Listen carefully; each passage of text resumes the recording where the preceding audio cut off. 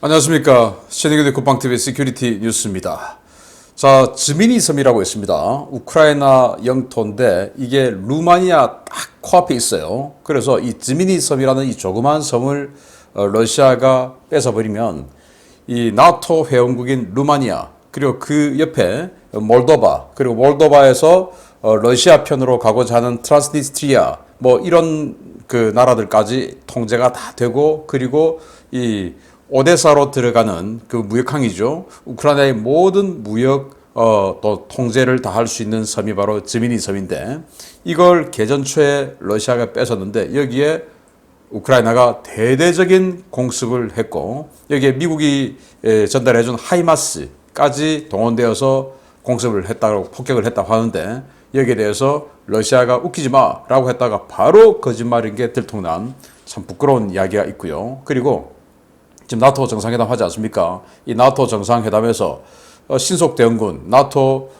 상비군 30만 명을 창설하자 뭐 이런 내용까지 있는데 이거 러시아 접경 지역에 배치하겠다 이 말 아닙니까? 뭐 이러니까 크림반도 이야기를 하면서 크림반도를 만약에 우크라이나가 뺐으면 3, 4대전이야 라고 경고를 하고 나선 소식 그리고 이 평양이 지금 물바다가 된 소식 등등 알려드리도록 하겠습니다. 신의균의 국방TV 구독, 알림, 좋아요 눌러주십시오.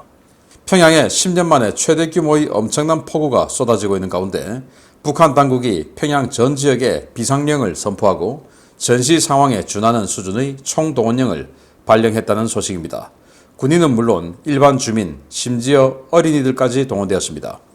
지난 6월 25일부터 평양시 일대에 시간당 최고 67mm의 폭우가 쏟아지며 침수 지역이 급속히 확산되고 있는 가운데 북한 당국이 평양시 인민위원회 명의로 총동원령을 내렸다고 데일리 NK가 6월 28일 보도했습니다. 북한은 개성시를 기준으로 본격적인 장마가 시작될 것으로 예상되었던 6월 27일보다 이틀 앞선 지난 6월 25일부터 평양과 황해 남북도 일대에 집중호우가 내리고 있는데요. 북한 기상수문국은 28일부터 30일 사이 최소 250에서 300mm 이상의 폭우가 내릴 것이라고 예보했습니다. 북한 국가비상재해위원회 박용식 부국장은 조선중앙TV에 출연해서 올해 장마철 날씨는 2012년 두 차례에 걸쳐서 태풍 피해를 받았던 그때와 비슷할 것이다 라며 각 농촌과 발전소는 농작물 침수와 전기시설 벼락 피해를 막기 위해 철저히 대비해야 한다 라고 밝혔습니다. 그러나 이런 경보가 무색하게 이미 평양은 물바다가 되었습니다. 평양 시내 한복판의 도로는 이미 물이 범람하고 있고 하수도망이 역류해서 노동당사 등 주요 건물이 있는 중구역과 보통강구역 일대에는 악취가 진동하고 있는 것으로 전해졌습니다.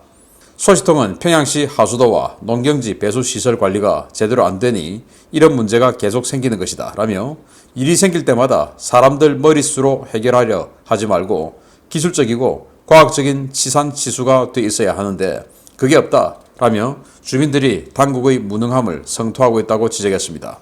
소식통들은 이번 폭우로 쌀과 강냉이, 남새 등 식량 침수가 우려되어 평양시가 큰 타격을 받을 수 있겠다는 걱정들이 많다라며 이미 각 기관, 기업소, 인민반, 학교 등 인원들이 나서 배수로 치기와 제방 쌓기, 제방 보강 등의 작업을 하고 있다라고 전했습니다.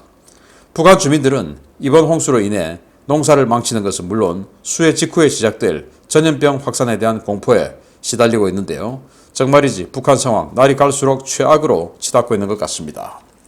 야, 뭐 지금 이 다리 이 기둥까지 물이 막 들어찬 이 대동강 모습을 볼 수가 있는데 여기 이런 홍수가 나다 보니까 뭐 우리 구역에는 몇 명 동원했어요. 우리 구역은 몇 명 동원했어요. 해서 어린이들까지 동원해가지고 세숫대에다가 흙 퍼고 물 퍼고 이제 이런 짓 하죠. 대한민국 요즘 그런 짓 안 하죠. 뭐 봉사하시는 분들 나와가지고 이제 혹시 침수된 거 있으면 그렇게 하는데 이렇게 대대적으로 동원하지 않습니다. 할 필요도 없고요. 치산치수가 잘 돼 있으니까. 그런데 여기 보시면 지금 이 타워 크레인들 여기 엄청난 것들이 이렇게 있죠. 공사하고 있는 겁니다. 자, 여기 이 건물도 보면 지금 골조만 지금 뼈대만 쌓아놓고 지금 올리고 있는데 이런 거 왜 합니까? 자, 그런데 여기에 이렇게 높은 빌딩들 하면은 주민들이 좋아하냐? 너 저기 가서 살아. 그럼 좋아하냐? 안 좋아한다 이겁니다. 왜? 엘리베이터가 전기가 없어서 엘리베이터 작동 안 되는데 여기 30층 가서 살아가면 어떻게 삽니까? 그 수돗물이 안 나오는데 수돗물이 안 나오고 엘리베이터가 안 나오고 차라리 그냥 뭐 또 겨울에 난방 안 되고 겨울에 난방 안 되면 차라리 그냥 뭐 어디 촌에 단독주택이라 살면 어디서 뭐 풀이라도 좀 주워와서 땔감이라도 좀 떼어서 난방을 하는데 여기는 뭐 그렇게 할 수도 없고 이래서 안 좋아한다 이겁니다. 자기네들 진짜 최상류층이 사는 데는 다 들어오겠죠.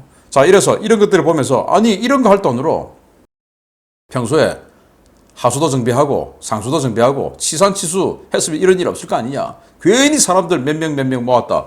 이런 거 경쟁하지 말고 제대로 기본을 하자. 라는 이런 불만이 나온다고 하는데 그건 이제 북한도 교육 수준이 높죠. 교육 수준이 높다 보니까 이 국가가 해야 할 가장 우선적인 내용이 치산치수 아닙니까? 그 치산치수의 중요성을 아는 것이죠. 우리 대한민국 희한하게 치산치수 잘하는 어떤 사람을 그 돈 떼먹으려고 했다라고 완전히 매도하고 있는데 그로 인해서 지금 이 엄청난 가뭄에도 지금 농업 용수 부족하다 소리 안 나오는 거 이해 안 됩니까? 제가 이런 말 하면 그게 무슨 상관이야? 녹조라 때가 있는데 웃기는 소리 하고 있네 라고 하는데 희한하게 4대강 한 이후부터 농업 용수 모자란다는 뉴스 잘 안 나오죠. 그런데도 눈을 가리고 하는 사람들이 있어요. 그러면서 그런 사람들이 이제 이런 이야기를 하죠. 여기 이 엄청난 뭐 창광거리, 과학자거리, 여명거리 이런 데 이제 야간에 불 탁 켜놓고 평양의 야경 이렇게 해서 사진 찍습니다. 그걸 가지고 평양이 이렇게 발전했어. 뭐 완전 천지개벽한 거야. 김정은의 지도하에 라고 자랑하는 자들이 대한민국에 엄청 많은데 가서 살아라 라고 말하고 싶습니다. 아무튼 평양이 이렇게 이제 앞으로 전염병까지 올 텐데 굉장히 어려운 상황이 되겠다. 그리고 평양만 이런 게 아니고 비단 그 중부 지역 또 북부 지역이 대부분 다 이런 상황이 되겠죠. 그러면 지금 모 심은 지 얼마 안 됐는데 그 모의 뿌리가 땅에 활착하기 전에 지금 엄청난 이 물이 들어닥쳐 버리면 모들이 제대로 벼농사 완전 망쳐버리는 이런 상황이 될 겁니다. 안 그래도 엄청난 식량난이 예상되는데 북한 정말 갈수록 어려워지는 것 같습니다. 두 번째입니다. 우크라이나군이 헤르손 일대를 빠르게 장악해 나가며 다음 타겟은 크림반도라고 공언하고 있는 가운데 러시아가 크림반도를 건드리면 3차 세계대전이 일어날 것이라고 협박을 하고 나섰습니다. 무려 러시아 넘버 3급 인사의 경고입니다. 크림반도는 영원히 러시아의 일부이며 만약 나토나 서방 세력이 크림반도를 침공한다면 제3차 세계대전이 일어날 것이라고 드미트리 메드베데프 러시아 국가안보회의 부의장이 현지 시각 6월 28일 경고했습니다. 그는 러시아 현지 매체들과의 인터뷰에서 크림반도는 엄연한 러시아의 영토라며 나토 회원국이 크림반도에 침범하는 것은 전체 나토 조직과의 분쟁, 즉 3차 세계대전을 의미하며 이는 완전한 재앙이 될 것이다 라고 목소리를 높였습니다. 외신들은 메드베데프의 이번 발언이 최근 악화되고 있는 남부전선 상황을 염두에 둔 발언이라고 보고 있는데요. 최근 볼로디미르 젤렌스키 우크라이나 대통령은 남부전선 상황을 여러 차례 언급하며 크림반도를 곧 탈환할 것이라고 예고한 바 있습니다. 나토 국가들은 이번 위협을 들고 나온 주체도 주목했습니다. 메드베데프 부의장은 푸틴의 바지 사장격으로 지난 2008년부터 2012년 사이 러시아 대통령을 또 2012년부터 2020년까지는 러시아 총리를 지낸 인물인데요. 푸틴과 같은 대학교, 같은 과 선후배 사이이고 지난 1993년 푸틴과 의형제를 맺고 상트페테르부르크 시청 공무원부터 이후 공직 생활을 푸틴과 함께 동고동락해온 푸틴의 최측근 인사로 분류되는 인물입니다. 그의 이 같은 경고는 사실상 남부전선 유지가 어려워진 상황에서 우크라이나군의 크림반도 탈환은 시간 문제라는 비관론이 확산되고 있는 가운데 나온 것인데요. 과연 이 같은 경고가 남부전선에서 우크라이나군의 진격을 멈추게 할 수 있을지 좀 더 지켜봐야 하겠습니다. 지금 헤르손 전선, 우크라이나 총참모부에서 철저하게 정보를 통제하고 있는 가운데 도대체 어디까지 진격했는지 우리는 알 길이 없어요. 이런 상황에서 지금 메드베데프의 이런 발언이 나온 것은 헤르손 전선이 러시아 입장에서 굉장히 지금 위험하다, 위태롭다라는 것이고 그 헤르손이 무너지고 나면 그 다음부터는 지금 뭐 그 헤르손의 남쪽 여기는 무인지경으로 달릴 수 있는 왜 모든 병력을 끌고서 지금 동부 지역 세베로도네츠크 이거 때리느라고 다 보내버렸기 때문에 여기는 그냥 확 뚫려버리죠. 그렇게 해서 한 70km 내려가면 거기는 어디냐? 크림반도입니다. 크림 반도를 2014년도에 병합했었죠. 그거로 인해서 지금까지 러시아는 국제 제재를 받고 있죠. 그런데 그걸 지금 젤렌스키 대통령은 다시 회복하겠다라고 이야기했는데 왜 메드베데프가 이 시점에서 이런 이야기를 하냐? 나토 정상회의 하고 있으니까 야 나토 니들 우크라이나 말려. 크림 반도는 건드리지 마. 말려.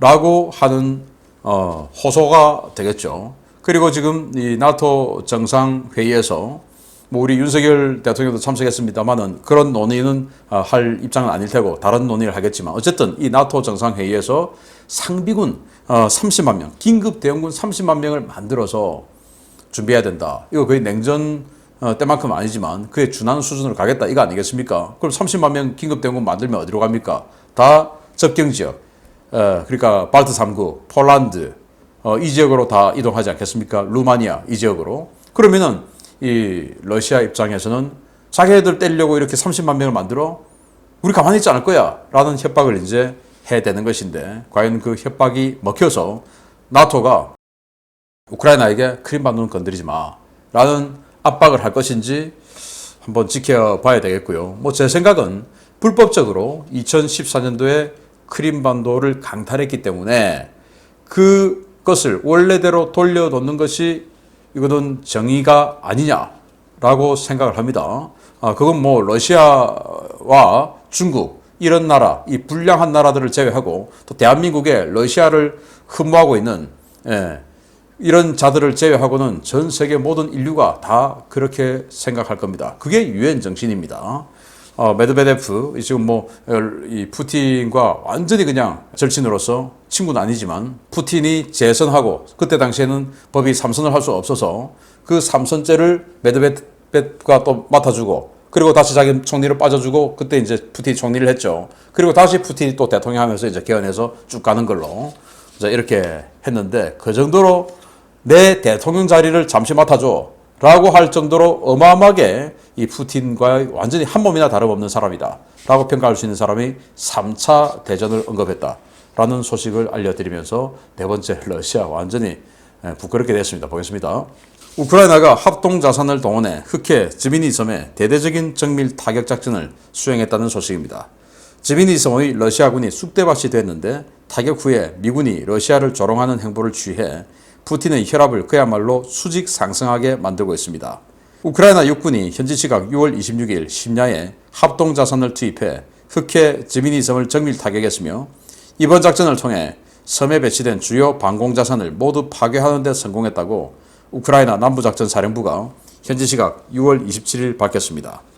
남부작전사령부는 어젯밤 지미니 섬에서 10회 이상의 정확한 공격이 이루어졌다라며 정확한 타격 결과는 현재 분석 중에 있지만 섬에 배치된 판칠 S1 시스템을 비롯해 주요 방공자산과 진지 등을 파괴하는 데 성공한 것으로 보인다 라고 밝혔습니다. 우크라이나는 이번 타격 작전을 드론으로 촬영했는데요. 드론 촬영 영상에는 섬 내의 방공 시스템과 건물, 진지들이 정밀 타격을 받아 폭발하는 모습이 담겨져 있었지만 러시아는 우크라이나가 지미니 섬 공격을 시도했지만 러시아군이 모두 격퇴했다 라며 우크라이나는 수호 25 공격기 한 대를 잃었고 그들이 발사한 로켓탄 12발도 모두 요격됐다 라고 주장했습니다. 지미니 섬은 가장 가까운 우크라이나 해안선에서 약 36km 떨어진 곳에 있는데요. 이 거리는 우크라이나군의 기존 포병 자산으로는 타격이 불가능하기 때문에 전문가들은 우크라이나가 이번 작전에 M142 하이마스를 동원한 것으로 보고 있습니다. 재밌는 것은 이번 작전 후 미군이 보여준 행보입니다. 현재 동유럽에 전진 배치된 미 공군의 F-35A 기체번호 13-5067 기체는 우크라이나군의 지미니섬 공격이 이루어진 다음날 아침에 KC-135R 공중급유기를 대동하고 루마니아 동부 흑해 연안에 나타났습니다. 이 기체는 ADS-B를 켜고 자신의 위치를 알리며 공중급유까지 받고 무려 1시간 이상을 해안선 주변에서 빙글빙글 돌았는데요.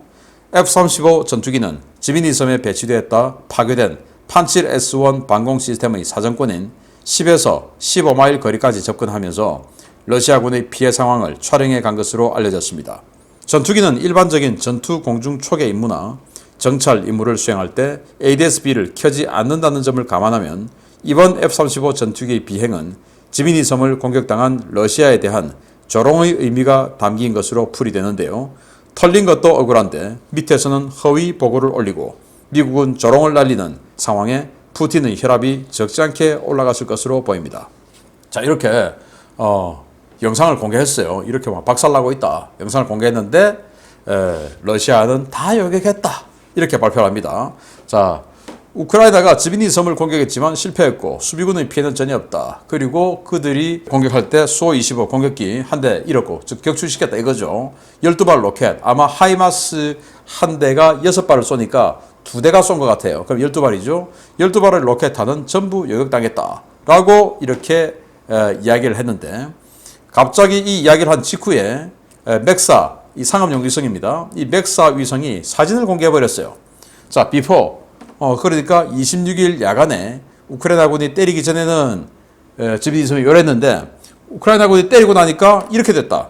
여기 시커멓게 됐죠. 여기도 시커멓게 됐죠. 시커멓게 됐죠. 그래서 완전히 그냥 박살이 나버렸다. 라고 맥사 위성이 공개를 했고 그리고 맥사 위성이 공개를 한 이때가 이제 27일 아침인데 그 오전에 F-35 전투기가 이렇게 F-35 전투기예요. 이렇게 지금 여기에서 있습니다. 여기 F-35 LTNG 이렇게 하는 콜사인을 가지고 여기에서 그 계속 뱅글뱅글 도는데 바로 여기가 지미니 섬 10마일 지점이에요. 그리고 조기 경보기, 공중급유기까지 같이 대동하고 이렇게 뱅글뱅글 돌면서 자랑을 하면서 또 여기 또 글로벌 호크들도 또 정찰하고 그래서 야 니들 깨진 거 우리 F-35에 이제 이 정밀 광학 촬영기 다 있습니다. 5세대 전투기 F-35가 무서운 게 혼자서 전자전, 타격, 공중전, 정찰 다 할 수 있는 거예요. 그래서 이 F-35를 보내서 정밀 촬영을 했다라고 보여준 겁니다. 왜? 이렇게 콜사인 나올 수 있도록 ADS-B 항공기 자기 위치 송신기죠. 사고 나지 말라고 하는 거. 그런데 사고 나지 말라고 하는 거는 이런 지금 여기 항공기들 엄청나게 있지 않습니까? 이런 민항기들이 하는 거고 군용기들은 작전 중일 때는 안 켜도 돼요. 근데 일부러 켠 거죠. 왜? 여기 지금 비행기도 없지 않습니까? 분쟁 지역에 비행기가 왜 가겠습니까? 근데 일부러 켠 거죠. 왜? 러시아 보라고. 우리가 다 찍었어. 라고 하면서 그래서 맥사 위성이 공개하고 그리고 우크라이나 드론이 공개한 그 영상이 사실이라는 거 우리 확인했어. 라는 그런 내용인 것이죠. 그래서 러시아군의 총참모부에서 대변인이 직접 우리는 다 막아냈어 라고 했는데 상업용 위성 사진이 그대로 이렇게 이 발언한 직후에 시커멓게 그냥 박살난 이런 사진 공개하고 해버렸는데 이 지미니 섬은 루마니아 코앞에 있어요. 마치 대만의 진먼다오 바로 중국 코앞에 딱 갖다 붙어 있지 않습니까? 그것처럼 정말 루마니아를 딱 감시할 수 있고 몰도바 감시할 수 있고 우크라이나를 통제할 수 있는 기가 막힌 위치인데 그렇기 때문에 러시아가 이걸 개전 첫날 그냥 때려버렸던 거고 지금까지 이제 이것만은 주지 않아 라고 하는 건데 이걸 탈환하기 위해서 합동자산 즉 항공기 그리고 포 이걸 합동자산이라고 하거든요. 그래서 포를 동원하는데 포가 사거리가 안 나오죠. 36km니까. 그런데 미국이 하이마스를 줬어요. 기본탄 32km, 사거리 연장탄 45km. 사거리 연장탄으로 때렸겠죠. 자, 이렇게 해서 12발 때리고 그리고 이제 수-25 같은 이런 공격기 들어가서 정밀 타격하고 해서 이런 전과를 올린 것이 아니냐. 이제 곧 여기 뭐 하푼까지 쫙 배치되어 있으니까 러시아군들의 군함이 이 근처에 접근을 못해요 지금. 그전에 계속 접근하고 보급하고 인원 교대하고 해줬는데 이젠 그걸 잘 못해요. 이제 곧 우크라이나군이 여기 들어가서 탈환하지 않을까. 왜? 미국이 우크라이나에게 강한 경비정 그걸 지금 뭐 대량으로 주지 않습니까? 그거 타고 아마 가서 탈환해오지 않을까라고 생각이 되는데 아무튼 모든 지표는 러시아에게 불리하게 돌아가고 있습니다. 러시아 오늘 부끄럽게도 됐습니다. 마치겠습니다. 감사합니다.